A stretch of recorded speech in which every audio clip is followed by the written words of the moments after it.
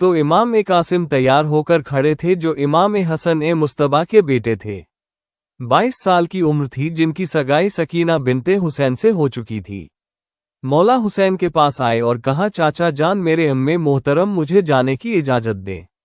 इमाम हुसैन ने जी भरकर देखा और कहा, मेरे मरहूम भाई की एक ही तो निशानी थे, तुम्हें देखता तो मेरे बिरादर गिरामी की याद आती। तुम जाओगे? इमाम कासिम ने कहा, ए मेरे चाचा जान, मैं रसूलुल्लाह की अमानत को लेकर के जा रहा हूं।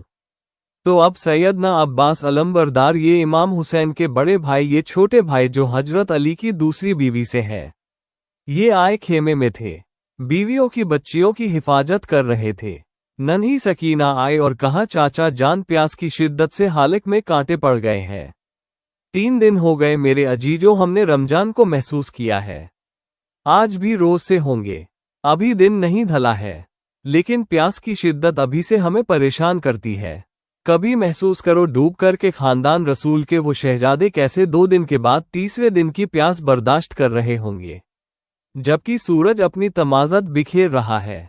चिलचिलाती हुई धूप में वो सब्र का पैकर, वो सब्र का दामन कैसे थामे हुए लोग थे। कमाल के लोग हैं, कमाल के। बीबी सकीना ने तीसरे दिन कहा, अगर चंद कतरे भी मिल जाए तो हम ताज़ा दम हो जाएंगे। हजरत अब्बास कहे, बेटी तेरी प्यास मुझसे देखी नहीं जा रही, मैं जाता हूँ। वो एक मशकेजा उठाए और तलवार लिया, नेजा लिया और कुफियों की सफ़ों को तरहम बरहम करते हुए चीरते हुए दरिया फोरा पर पहुंच गए।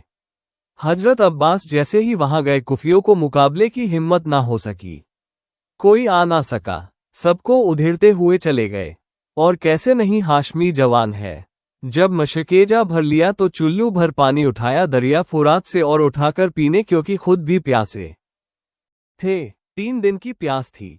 कहा पेट भरकर पी लूं और उसके बाद ये मशकेजा ले जाऊं। जैसे ही करीब किया, दिल गवारा ना किया। कहा, हुसैन में बच्चे प्यासे हैं और मैं यहाँ पानी पी लूं। मौला हुसैन भी प्यासे हैं और उनकी बच्चियां प्यासी हैं, औरतें प्यासे हैं। चुल्लू में जो पानी था फेंक दिया, मशकेजा लेकर निकल पड़े। आम्र बिन साद ने ऐलान किया कि अगर ये अब्बास के हाथ से मशकेजा खीमे तक पहुंच गया तो लड़ाई मुश्किल हो जाएगी, ये जंग मुश्किल हो जाएगी। 22,000 के नामर्द फिर भी डरे हुए हैं, ये लड़ाई भारी पड़ जाएगी, इस मशकेजे को जाने ना दो। धोखे से एक कुफी आया और पीछे से हजरत अब्बास के कंधे पर तलवार से ऐसे वार की कि उनका हाथ कट गया।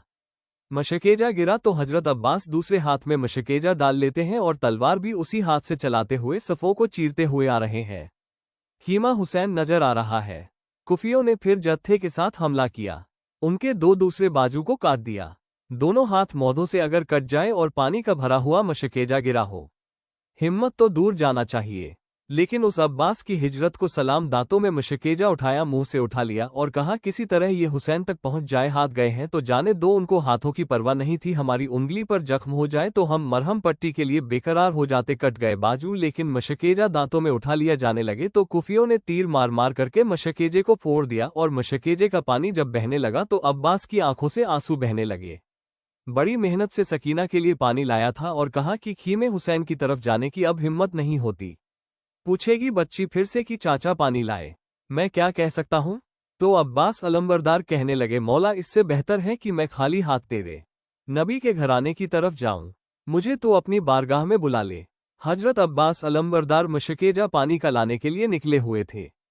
कुफियों के जत्थे ने ऐसा घेर लिया कि उनको नेज़े मार मार करके जमीन पर लेटाया और उनकी गर्दन को अलग कर दिया, शहीद कर दिया। हजरत अब्बास जैसे ही शहीद हुए, दूर से इमाम आली मकौम देख रहे थे, दौड़ते हुए चले आए। कुफी हट गए थे, शहीद करते और हट जाते हैं, अपने खेमे में चले जाते, अपनी फौज में जाकर मिल जाते हैं।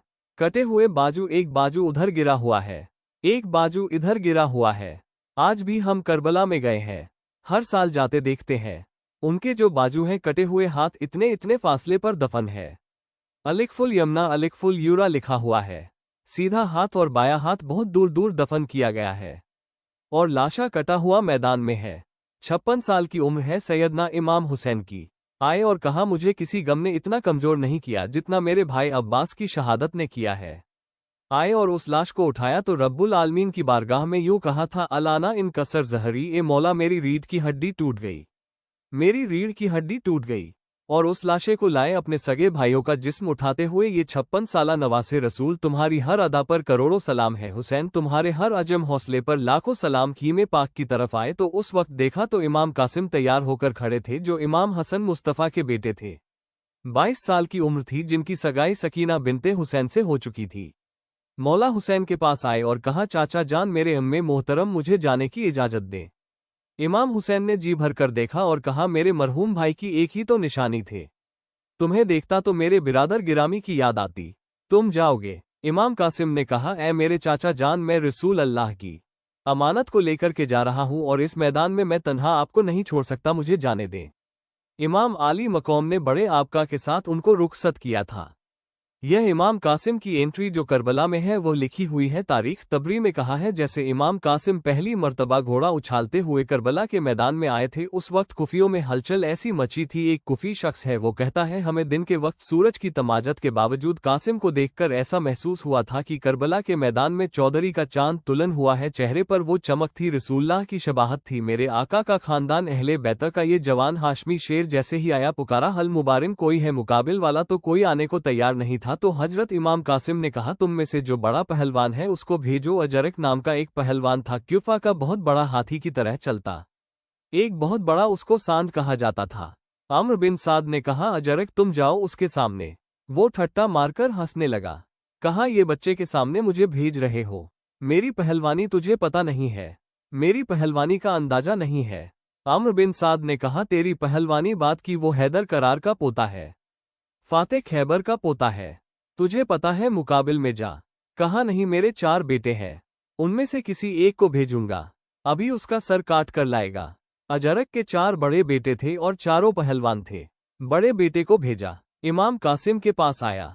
इमाम कासिम 3 दिन के प्यासे, लेकिन तलवार ऐसी चलती थी, ऐसी तलवार चलाई कि उसका बड़ा बेटा एक ही वार में ढेर हो गया। दूसरा आया, दूसरे को मूंधों से ऐसा मारा कि वो वहां तड़पता रह गया। तीसरा आया, उसको इमाम कासिम ने काट दिया गाजर की तरह। चौथा आया, उसको भी मार दिया। अजरक अब बिखर गया। मेरे 4 बेटे, एक बात दिख रही है, ऐसे काट दिया जैसे सब्जी को काटा जाता है। खुद आया और इतना हाथी की तरह झगाड़ता हुआ, दहाड़ता हुआ, पुकारता हुआ कहा कि तूने मेरे घर को खत्म कर दिया, मैं तेरी ईंट से ईंट बजा दूंगा, तुझे खत्म कर दूंगा। इमाम कासिम ने कहा, अजरक, मैंने सुना है तू अरब का बहुत बड़ा पहलवान है, शहसवार है, लेकिन तुझे तो घोड़े की जन बांधनी भी नहीं आती। ये तो तेरे लिए ऐब की बात है। किसी फौजी को ये ताना देना बहुत बुरी बात थी। इमाम कासिम ने इस हीले से जैसे उसको कहा, अजरक को ये बहुत गुस्सा आया और वो अपनी जहन जो बांधी जाती थी गले के नीचे, उसको देखने के लिए झुका तो इमाम कासिम ने एक ही वार में उसकी गर्दन काट दी। कुफियों में इतना खौफ मच गया कि इतने बड़े पहलवान और उसके बेटों को एक साथ इसने जहनुम भेज दिया। ये हाशमी जवान लड़ता रहा तो अमर बिन साद ने पुकार कर कहा, इस लड़के के मुकाबिल में अकेले जाते रहोगे, ये शाम तक पूरे लोगों को काट कर रख देगा, लिहाजा इस पर हमला करो। सारे लोग तीरों से, हर जगह से लोग मुकाबिल में आ गए। एक इमाम कासिम पर उसने 300 कुत्तों को छोड़ा। 300 कुत्ते कभी इधर से नोचते, कभी उधर से नोचते। तन्हा अली का लाल हजारों में गिर गया, वो फातिमा का लाडला हजारों में गिर गया, और उसके बाद इमाम कासिम को इन 300 के जत्थे ने घोड़े से पकड़कर गिराया और उनकी गर्दन पाक को जिस्म से अलग कर दिया। यह इमाम हसन के बड़े बेटे से शहादत हुई।